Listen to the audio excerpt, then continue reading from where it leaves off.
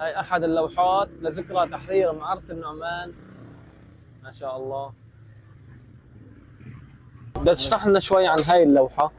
هلا احنا اليوم في مدينة معرة نعمان يلي بتمثل اصلا بذاكرة الثورة السورية او بوجدان الثورة السورية قيمة كثير كبيرة، وحتى قيمتها الحضارية.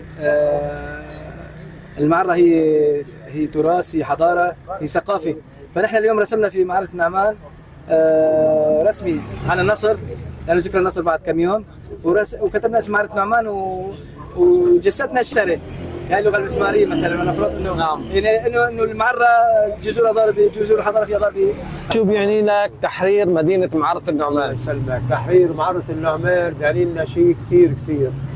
لأن أول شيء هزمنا أعدائنا، أعداء الشعب العربي السوري، الشعب اللي تايب واللي جاهد، اللي قدم ضحايا وشهداء. وهي هدية من الشباب.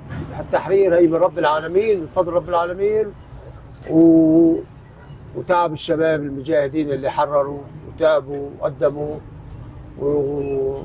وتحملوا كل شيء. سلام يا معرة سلامي بقلبي، جرحك الدامي بحى وصوتي كلامي، سراقب تنزف أهلها، سلام الله على أهلها.